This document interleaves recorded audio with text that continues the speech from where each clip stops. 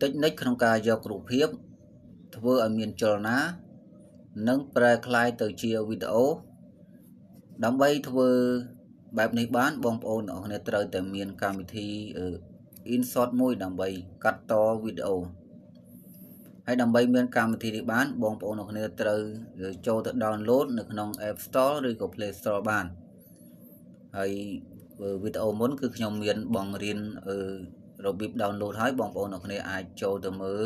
វីដេអូមុនបានសម្រាប់បងប្អូនដែលមានហើយបងប្អូនអ្នកគ្នាចុចចូលកម្មវិធី InShot មកបងប្អូនអ្នកគ្នាបន្ទាប់មកបងប្អូនអ្នកគ្នាចុចលើវីដេអូមកដល់ចំណុចនេះគឺបងប្អូនអ្នកគ្នាចុចលើពាក្យថា New ហើយបន្ទាប់មកបងប្អូនអ្នកគ្នាជ្រើសរើស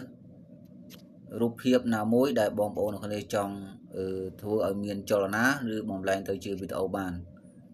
ឡូវខ្ញុំឧទាហរណ៍រូបភាពនេះមួយ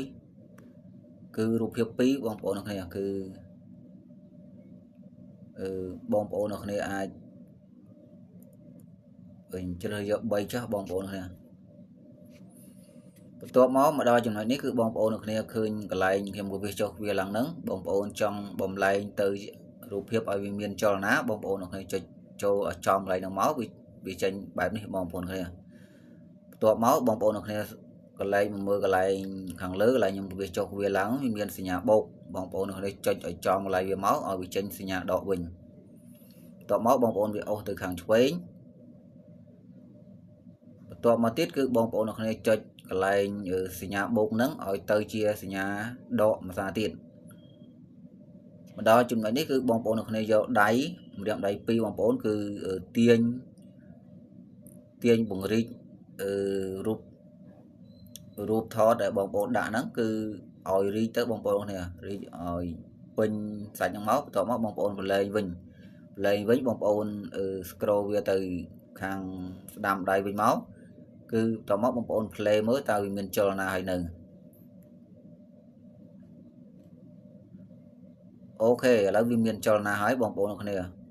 ហើយមួយទៀតគឺបងប្អូនអ្នកគ្នាចុចចំមួយទៀតមកដើម្បីធ្វើឲ្យមានចលនាមួយទៀតគឺបងប្អូនអ្នកគ្នាអាច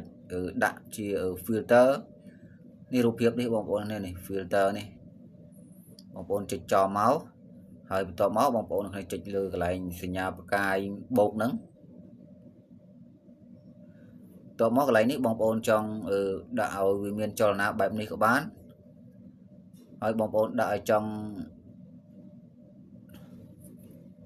ឲ្យវាមានចលនាបែបរូមទៅវិញក៏បានបងប្អូនបែបញ័រចេះក៏បាន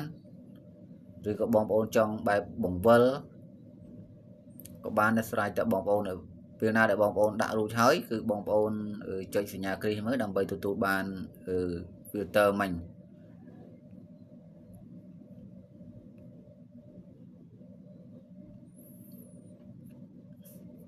អូខេបងប្អូនអ្នកគ្នា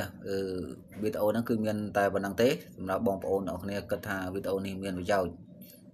សូមបងប្អូនអ្នកគ្នាជួយចុច subscribe និងដាក់សញ្ញាកណ្ដឹងម្នាក់មួយផង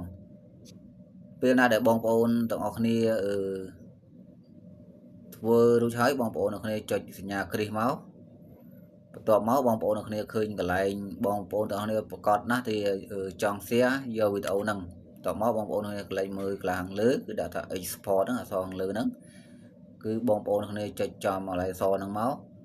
បន្ទាប់មកបងប្អូនមើលទម្រង់បែបហ្នឹងមកគឺ18គឺ Full HD ហើយគឺ30កន្លែងនេះ MP4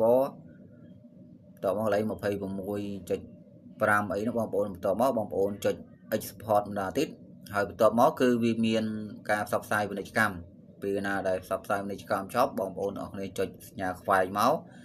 ហើយបន្ទាប់មកវាវិលដើម្បី download ពេលណា download ពេញគឺបងប្អូនអាចយកទៅប្រើប្រាស់បានហើយសម្រាប់ខ្ញុំគឺខ្ញុំមិនចាំបាច់ត្រូវ download ទេបងប្អូនអ្នកគ្នាគឺខ្ញុំគ្រាន់តែចង់បង្ហាញបងប្អូនអ្នកគ្នាឲ្យចេះធ្វើអូខេបងប្អូនអ្នកគ្នាវីដេអូហ្នឹងមានតែប៉ុណ្្នឹងទេហើយសង្ឃឹមថាបងប្អូនអ្នកគ្នាធ្វើកើតហើយសម្រាប់បងប្អូនអ្នកគ្នាដែលធ្វើមិនទាន់កើតទេបងប្អូនអ្នកគ្នាអាចជួយ comment ខាងក្រោមវីដេអូ ដើម្បីខ្ញុំរកវិធីសាស្ត្រថ្មីយកមកចែករំលែកដល់បងប្អូនអ្នកគ្នាគឺងាយស្រួលជាងមុនបន្ថែមទៀតសូមអរគុណ